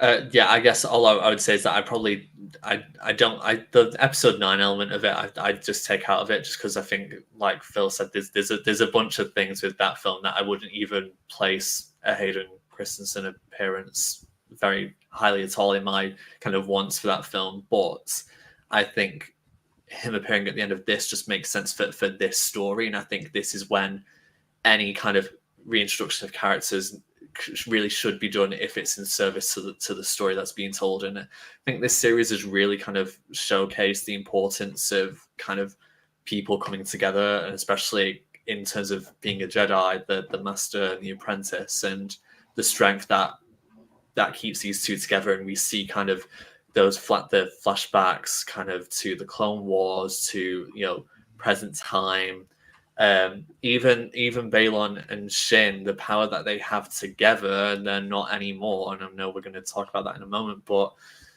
I love kind of the threads that are being brought through, and I think it's such an important one to tell and to showcase that, because there's so many different relationships and different ways in which someone will be a teacher, how someone will be a student. And so to have kind of Anakin as Ahsoka's master be there to watch over, just like he did with Luke and Leia at the end of Return of the Jedi, I think again does links these different eras together beautifully. And I think was just a natural fit. No, I'm 100% with you. We've got a great comment from Dave. This is now Ahsoka able to see Anakin as a Force ghost. I still think he's a big part to play in her life moving forward. Absolutely. Listen, not that I'm arrogantly said it a year ago. Hayden Christensen's on the if he's on the convention circuit and his hair's long, that means he's playing Anakin Skywalker again. So everyone, keep your eyes to it. And God, if he does another UK convention, I'll be going to it, and I'll just fingers crossed he's got long hair again, because then it will be complete. That sounds so OCD, it's pathetic. Moving on from convention appearances, we're going to talk about two people we've not really had the chance to speak about today. Two people that didn't appear until like the final scene of the episode, which was really frustrating but understandable. But going back to what we all spoke about at the very beginning, there was a lot to put into this finale today. Shin Hati and Baylan Skoll. Everybody had theories. I had theories. Could she kill him? Could she turn him? Could she get with Thrawn? As in, not like that way, but onto the ship to be with him. This is, to me, the definition of a second season setup, right? I can live with the cliffhanger easily of Thrawn goes off with Ezra, Ahsoka and Sabine are stranded. Then that means Thrawn and Ezra can pop up in the Mandalorian and cause a bit of chaos in the New Republic there, whilst peril is in place for Sabine and Ahsoka. The two setups we had, Shin Hati taking control of the Metal Tusken Raiders, and that's what I keep calling them. I mean, the Baylan Skoll one's a conversation within itself, right? But we'll do that. We'll do that after. But we'll end talk in Baylan Skoll, Ray Stevenson, because I think that's the minimum of what's deserved, how great a character that's been. But what are your thoughts on Shin Hati? Just don't even want to say missing her flight. Like, I don't know if she was trying to get back to the ship and it took off. It was a bit strange, but this is a character I think took the internet by storm. Certainly other individuals, including myself, by storm as well. So maybe there was an over expectation on what this character is going to do compared to 6 weeks ago leading into it. It's This Apprentice. I think this is just something that's going to be prepped for season 2. We haven't got the announcement of season 2. I'm sure, as I said earlier, they'll probably announce something. But when your supporting characters are having moments such as this to set up future story arcs, that indicates that it will continue. And Filoni, to his credit, very rarely has ever just stopped character arcs. Like, if he didn't think he'd do that, that scene could be deleted from today. And they just wouldn't have appeared in this week's episode. So I do think season 2 is coming. And I do think the Baylan and Shin stuff's going to still be right at the top. But before we talk about Baylan, I want to see what both of you thought about Shin. I know there wasn't much. But, yeah. One word for me, wasted. Absolutely wasted. It was just I was more than expecting her to pop up on the Chimera, because she was ahead of everyone else. She would have got back on Grand, because it gives us another threat in the galaxy we know. For her then to be sat stranded, okay, it gives then conflict for Sabine and for Ahsoka. But we then got that with Baylan, and I felt that we didn't need another one there, because who knows what's going to happen with Baylan, let alone Shin as well as Ahsoka and Sabine. I think it's been left there as a very much, here you have Ahsoka, you have Sabine, here's Master, his apprentice. You have Baylan, you have Shin, here's Master and apprentice. Trapped neatly on this world. Here are the Noti, here are the Raiders. Here's your good, here's your bad. It was a very, very neat package. And I felt wasted a character who has, I did not say it's gone beyond expectations. I had no expectations because I didn't know the character. It's a wonderful new creation. We knew about Sabine and the rest of the characters. We didn't know Baylan Skoll. We didn't know Shin Hati. The fact we now know them, again, is like, okay, these characters are awesome. Where's the development going? Where's the story going? Grand. But I feel that her being there with the Raiders, one little scene is a chaos of, okay, and I just, there's another point of too many threads, not enough time. I guess my word for Shin right now is lost. I don't really know, and I guess that's somewhat exciting in terms of what is this apprentice type character going to do? What's her journey now when she doesn't have a master? She's already said no, well, without saying it, but she's already run away from Ahsoka and her offer. What is her purpose? And I feel like there's an interesting storyline here which I just want more of. And considering that Shin and Baylan were quite featured quite heavily in the first 2/3 of this series, I feel like that's why it's a little bit disappointing that we got so little of them in this episode, because we've had quite what feels like less and less of them since they arrived on Peridia. So, I would have liked to have seen more. I think it's interesting that she's met up with the Raiders, and pretty much is staking a claim that she's powerful. She's the one who's going to lead. Is what I get the sense of. But yeah, I'm more intrigued about what's going to happen with her. At least with Baylan, I feel like there's a big, massive thing happening there. Whereas with Shin, I feel like she could go in any direction here, and that's intriguing. But again, with the amount of time that we had, I would have liked to have seen a little bit more. Yeah, no, I agree with both of you with that, and I think that goes to show how incredible an impact she's had across such a short space of time. Was it 6 weeks total, 8 episodes of aired? But we'll move on talking about Shin. We're going to talk Baylan Skoll now. We've said it every week how wonderful Ray Stevenson has been, and it's tragic that we've lost him so young, and also with respect to his work, that he's not been able to see not only fans but people in his own life, critics, his colleagues, people he's worked on the show. There's been no way for him to ever know how this character's gone down. And in respect to Star Wars, not just saying it for the sake of saying it, this is one of the first times in years I felt like a new character's gone down so well with like everyone. A character which heading into the series no one really knew much about. Like Ray Stevenson's playing it. Is he a Jedi? Is he a Sith? It's not red. It's this. From the opening scene which we spoke about of the Phantom Menace comparisons, the Master and the Apprentice, I think he has had the best performance of this entire series. If I'm being really honest. And I'm not just saying it for the sake of saying it. I will also add that that's probably because Lars Mikkelsen was in 3 episodes, not obviously 8 of them, 8 plus 1 scene like today. But we're going to probably talk. I don't like the morbid discussion that will surround it, but we are going to talk about it because it is something that one of the questions heading into this week was: is Baylan Skoll going to be killed in this episode or not? And that wasn't because of Ray Stevenson. That was he's playing a villain. How often do they get past series 1? What is his story purpose? What is his goal? And the world between the Mortis trilogy arc is the answer. The Mortis gods.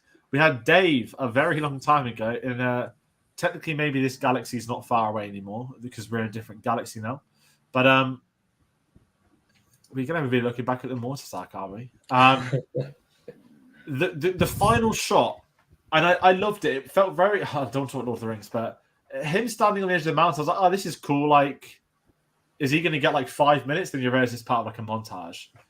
And then the shots of the statue, and I was like, oh, it's a statue. I was like, hold on a fucking minute. That's not any statue. That's Obi-Wan Kenobi. I was just there like, it's like 2:45. And I'm like, oh my God, they've done the Mortis. And I looked to the right and I saw it. I was like, oh, it's the bold one. I forgot he's called the brother. And obviously the sister wasn't there because I forgot also that she'd been killed and became Ahsoka, and I need to rewatch them if I'm being honest.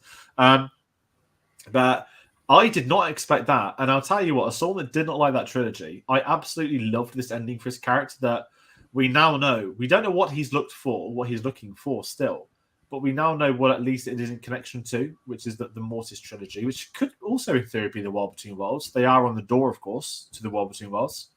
Baylan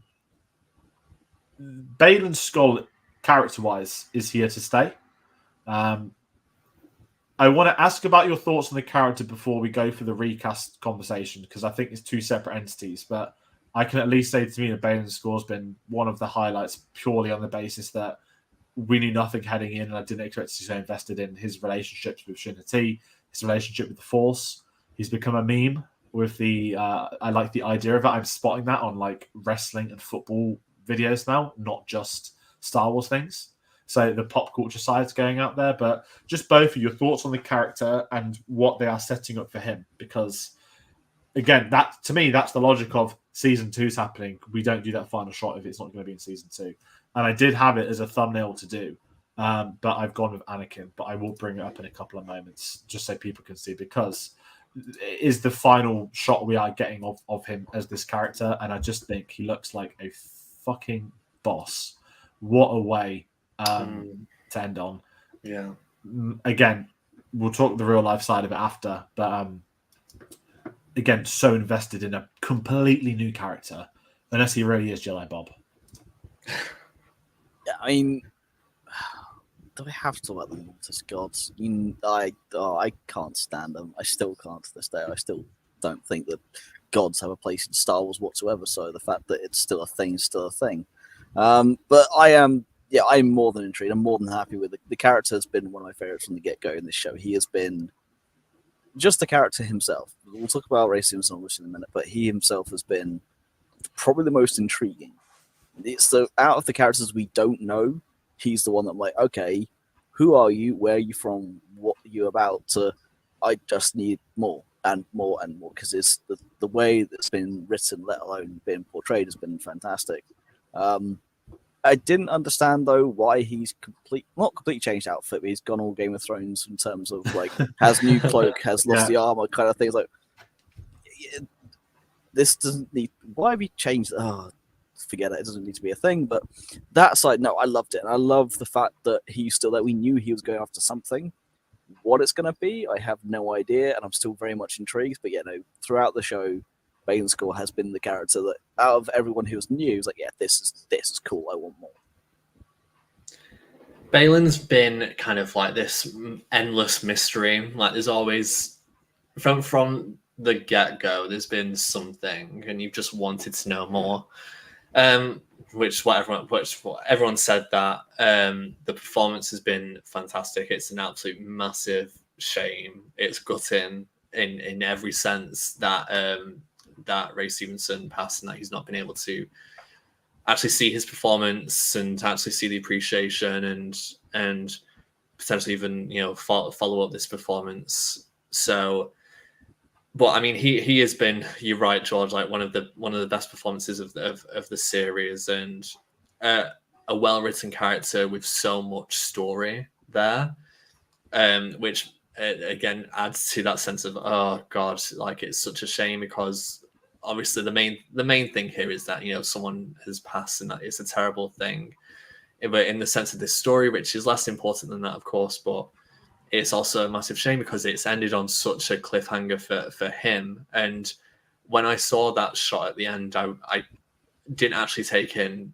who the statues were at first until I went onto Twitter, and then I saw the comparison, and I was like, whoa. And bearing in mind, I only saw the Mortis arc for the first time about 2 weeks ago.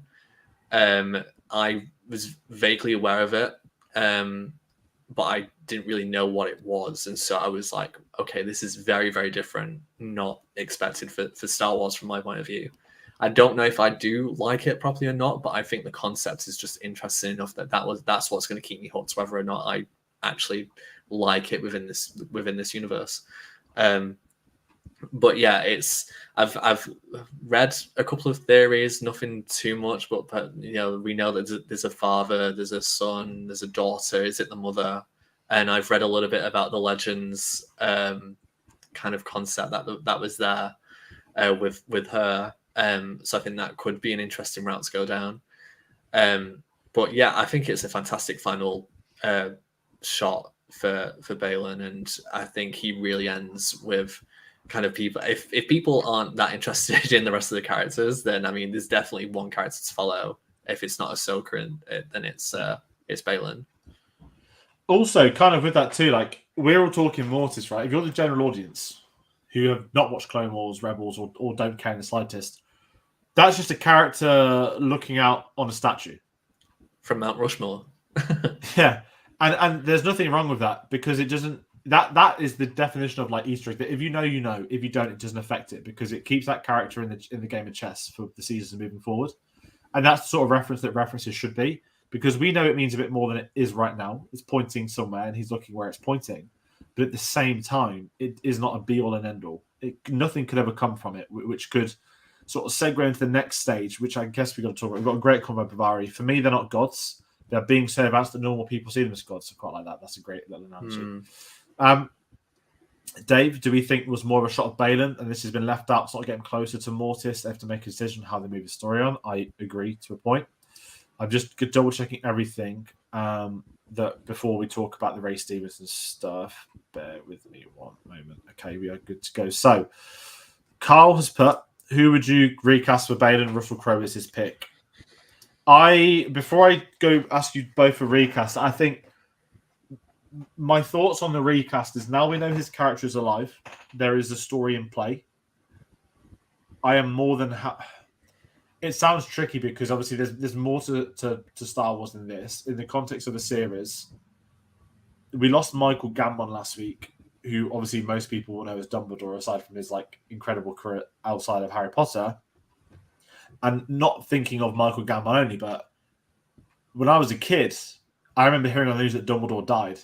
It was before Chamber of Secrets came out. I just remember it on the news. The headlines were literally Dumbledore's died, but it's actually really bad when you think about the fact that they didn't even want to like say that. Oh my god, I've forgotten. Richard Harris. Richard Harris. I almost said the son saying that. I was like, shit, no, can't say the wrong one. That's even worse. So, and I remember when Richard Harris passed away, and I was a kid, right? I'd seen the first Harry Potter film. I loved it. Second one was coming out, and then Prisoner of Azkaban came out, and there was a new Dumbledore. And that was it. There was no Dumbledore. Fine. Okay, you get a bit older, you read the books, you've read the books, you haven't, you have, it doesn't matter. You see him in more films, you can say, which one was better. Two completely different performances playing the same character. The reason I'm sort of talking about Dumbledore is the one thing I respect the Harry Potter films for doing that is they didn't just get a lookalike of Richard Harris. They didn't say, here's the exact same costume as the last two films. They almost did it. I don't want to compare it to Doctor Who, that's really unfair. But you know how you get like a new Doctor, you get a new regeneration. Yeah, like a personality. Star Wars has never, I don't want to say never really been in this situation. We of course lost Carrie between 8 and 9. Very different circumstances with respect to a film with a release date already in plan. One of the most iconic characters in the saga's history that was going to be like not the leading role of Episode 9, but it was going to be Leia's film that had to completely restructure an entire film, which is understandable within its own right. Again, different scenarios. Where I'm kind of going with this Baylan Skoll stuff is, me personally, I'm fine for a recast. If Star Wars wants to opt for I want an actor that can look like him, that can act as him, that can perform as him, I am all for that. I wouldn't want an imitation, but certainly, I know I mentioned Dumbledore as a weird example. I don't want it to suddenly be like, he's got long hair and he's clean shaven and like he's like a foot taller or smaller or something, right? I don't necessarily need a Dumbledore 180, but whichever actor they hire, if they do choose to recast, I am all for that actor having his persona stamped on at the same time. Got to pay respect to what has preceded it, because again, Harry Potter is based off existing material. This isn't. The existing material is Ray Stevenson, who's tragically passed away in between seasons, if you want to put it in that category, which feels a bit morbid me saying. It's always tricky talking about stuff like this, but certainly what Carl saying is a very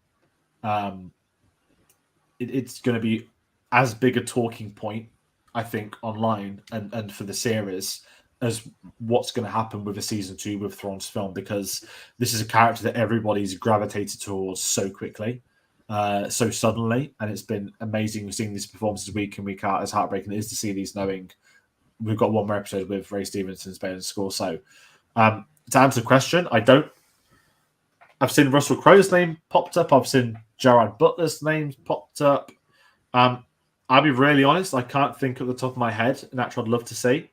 But whichever actor takes the reins, I would like them to do it for the reasons of performance. That sounds really dumb. But if that makes any logical sense, or if you two have any names, because I'm waffling, so I'm going to hand over. Yeah, I mean, it's a very, very tricky one. I think for me, maybe Carl Urban is a name that I would love to potentially see kind of take up that mantle a little bit. But it's a very... I almost shouted fucking diabolical, like the boys. That would be ridiculously entertaining. But like, again, all for it. And this is it, isn't it? Yeah. It's tragic. I think there's a posthumous Emmy in it for him in this one. It's been such a... I mean, Ray Stevenson's played this character so well, and I think it's a problem of... If the character had been long established, it's then an easier way of... And especially if the story's been long established, it's okay, here's an out. We have an out, like Carrie, for example, had an out. Although it wasn't perfect, they had an out. Whereas this is so open-ended and so kind of... We don't know where he's going, so you can leave it a little while. And I do think that maybe now, if there's a season 2, you don't include him. You don't include his arc. You maybe leave it for a season 3 or for the film. Or you leave something somewhere for that. Give them a bit of breathing room so they can figure out how to tell the story and portray the character as it needs to be done. It's a very complicated piece. I think as much as the strikes at the moment have been warranted and needed for the industry, I think for the purposes of story, I think it also gives us a wonderful break and allows the Dave Filoni and the writing team to kind of come up with how they're going to replace it and what they're going to do with it. It's a very tricky one, and it's one that I don't envy them for, and also one that it is very tragic, and it is very obvious that there was so much more intended. And it could have been, and probably will go down as his, if not his greatest role, it will be up there in terms of what he brought in 8 episodes to go from unknown to what will be one of the most beloved Star Wars characters. I think is fantastic. So it's not an easy job, and it's not one I envy them for, but I do think that if anyone can handle that respectfully, it's Dave Filoni. It's so tricky, and I would respect them if they chose not to recast and to just kind of somehow retool his storyline for something I don't know. I would respect them if they do eventually recast, but I don't think I could even speculate on who could take over. It feels so soon, and it feels so we're so unknown about everything. And I think we really just need to kind of give the time to rein his performance and kind of his stamp on this character. I think that's the most important thing here. I can't even imagine being those, obviously his family and friends, but like those performers, the cast, the crew, who've worked on something together, to then lose, a big component of that, and to know that whatever comes next, he's not going to be there. It's just such a massive shame. It's the way that the story is right now. I think the character is very important, and we've spoken in previous episodes about other ways in which the character can be used, whether that's through animation, whether that's through books, comics, anything, where the character could thrive without having to rely on Ray Stevenson. Because I think the character's definitely warranted that. But yeah, it's such a weird position. And I'm speaking on the Dumbledore thing, George. I remember when Richard Harris died, and I was really sad about that. And I remember when seeing Prisoner of Azkaban, and I didn't like Dumbledore at all. And to be honest, I don't think I ever truly liked the character as much. Something was not there. For me, the magic that was brought by Richard Harris was not there. And I think recasts do happen all the time. When it's because of a death, that's then when it comes a little bit more tricky. I appreciate Michael Gambon quite a lot, and that he put his own stamp. He wasn't exactly the same, but if you're attached to a character, and a lot of that's due to the performance, it's a big risk to recast, not just for sensitivity, but also pull that off. Can they do it? Yeah. Especially when their story is just started. There's so much. So yeah, I don't envy them at all. I think it's a horrible thing. But I think again, like a lot of things, just got to trust that the outcome of it will be a positive one for everyone. and that at least Rey's performance will be kind of respected. Yeah, I'm really both 100%. We've got some really good comments on this as well. But I don't pity actor that plays better in the future, but if they do some CGI crap, I'm not watching. I massively agree with that as well. I think that doesn't happen. I know that obviously yesterday's we've got the AI debate discussion that's going to be a big thing in the next few years in respect to contracts, what they're trying to add on. And it's things like this which does bring out that fear. We just recorded a review on the social network, which is like how to do that sort of thing properly with the Winklevoss twins being played by Cannibal. But that was splicing and techniques, not AI. So yeah, there's going to be, again, these are all big decisions that the studio, when they are producing, if they are producing more episodes, no doubt will need to be addressed before they even put a camera on the stage. I pick the actor that plays in the future, but sorry, I worried about that. I hate studios directors do this, even if it's in a taste way, it rubs me the wrong way. And that's kind of it. I do understand it at times. I think it always depends on what the series, franchise, etc. is. It's a very terrible comparison. Kevin Spacey in House of Cards. I believe it was just for the final season. I'd never watched it. I was waiting for it to finish. Obviously didn't watch it because I heard that obviously what happened in real life is very different to this. But they obviously then get him out of the show, move the show forwards. So yeah, it's not an industry that, I'm going to be really honest, it's not exactly the most morally active industry, but I do think in individual cases such as this, like the creative powers that are involved will overshadow any studio that are trying to potentially do something the wrong way. And it's a really weird way to round out this finale as such, but we did want to end talking it with Ray Stevenson with the Baylan Skoll stuff because of how phenomenal that performance has been across the last couple of months. But kind of leaving that point, I'm not going to sit here theorizing about Thrawn. We've spoke about Thrawn up, we spoke about Ahsoka up, we spoke about Sabine, Ezra, other characters. I want to kind of round out, I want each of your final thoughts on today's episode and then just a brief line or two on this as a season.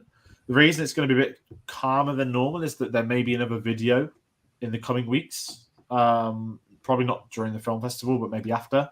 But I think there is room for one video discussing the future of this Heir to the Empire storyline. I'm going to stop calling it the Mandoverse and just call it Heir to the Empire now.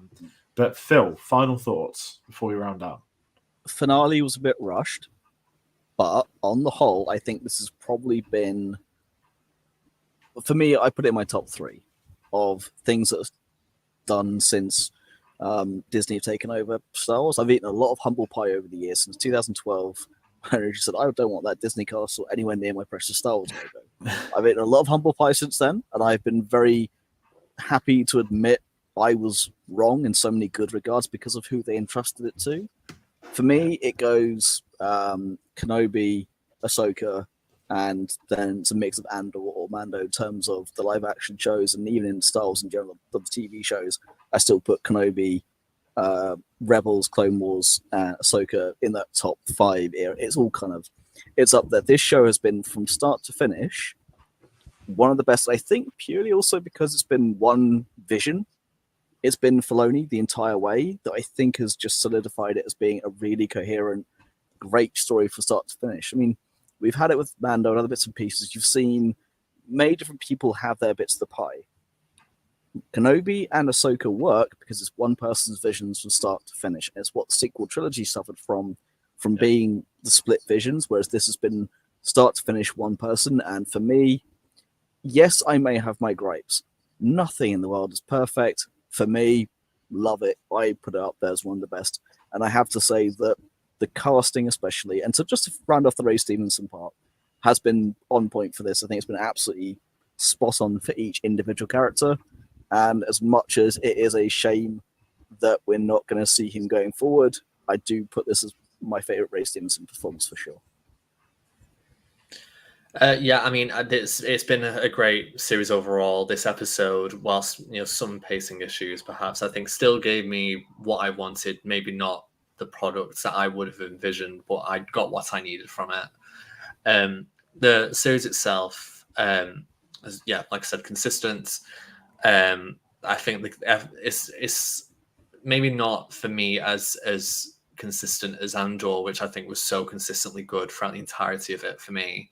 But Ahsoka has been able to kind of reintegrate these characters, given me as someone who isn't as experienced with these characters in this era to kind of learn about them and to really enjoy their presence. I like that we really managed to stick to kind of one main storyline here and see the different perspectives. And I like where it's heading. Like, I think we knew where it was going to head anyway. We knew what this series, the main story of the series, was going to be. And I've liked how it's played out. And I like the dialogue for this. I've loved the dialogue in this show. And I feel like I've said that more recently in these Star Wars live action shows. I feel like the scripts from the original Star Wars trilogy are so strong. And I think you can tell what's kind of a weaker Star Wars scripts from a strong one. And for me, these scripts have been, amazing. Do I wish maybe some things were moved around? Yeah, of course. But I think overall, what's been brought to us has been fantastic. And I like that we've been able to see this era a bit more as we continue through this to the Empire universe. I'm going to have to get used to that rather than say Mandoverse, because I feel like that's all I've been used to. But yeah, I'm just intrigued about how it's going to tie together with maybe some of the other shows and what's going to happen. And yeah, as sad as I am about Ray Stevenson, I still think there's a lot to be excited for. So yeah, it's one of them where, again, the episode today, I didn't like the episode as much as I slagged it off. It just lost me in the middle a bit with respect to some of the action and the pacing of the episode, whilst loving the ending parts of it, which I never really had that for Flies. It's such a strange way to talk about it, but the series as a whole, I've absolutely adored it. It's so hard to try and rank the Star Wars TV shows. Right now, it's just Andor is number one. I can't say I dislike any of the live action shows. Like, I have one that's probably at the bottom of the list. I have one that's definitely at the top of the list. And then I have a couple of interchangeable ones in the middle. If it was the Mandalorian as a whole, it'd probably be lower than Ahsoka. But if it was individual Mandalorian seasons, that could splinter at any different point, couldn't it? So, discussion for another time, maybe. Again, Kenobi, getting that prequel hype going, always going to be a very special place in my heart for the build-up to that series and so many other things. And with Ahsoka, to bring a character that began 15 years ago with a dreadful reputation, hated. I mean, I don't think it's a good thing that it's hated by fans. I don't give Star Wars fans that credibility. That sounds so bad, but we know what we're talking about. When hatred gets involved with this certain fan base, it's always the same sort of suspects. But very fair to say that Ahsoka was disliked at the time. Yet here we are. She's had a first full series. She's survived 3 different eras within Star Wars. Well, I say survived. We don't know what's going to happen for Episode 9. Because she's got a voice at the end, hasn't she? But I think it's a solid first season. I'm just going to assume this is the first season now. But like The Last of Us, they called it a miniseries, but at least they told us season 2 was done at the first week. And we knew the second game was going to happen. We think it's safe to assume season 2 will be announced for this, if not something else involving all these characters. So it's tricky talking about it as a whole, but I'm thoroughly entertained by the first series, and it does leave me very excited what's to come moving forward. And I think it's done enough to bring me in as a Star Wars fan and as a fan of film/TV, more so than just the Star Wars side of me or just the other side. I think it's had a hybrid where I'm invested and I'll continue to be invested in this story, where it's heading, aka Thrawn Saga, Heir to the Empire, episode 6.2, whatever we want to call it.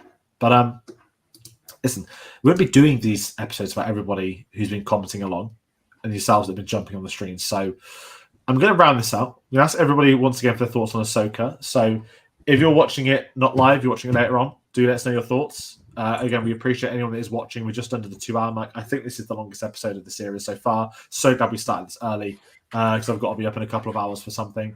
But it's been an amazing discussion with you both on. I know that Dave's been in the comments. They're not being able to get Jack on as well. As I said, there could be some more Star Wars stuff coming soon on the channel.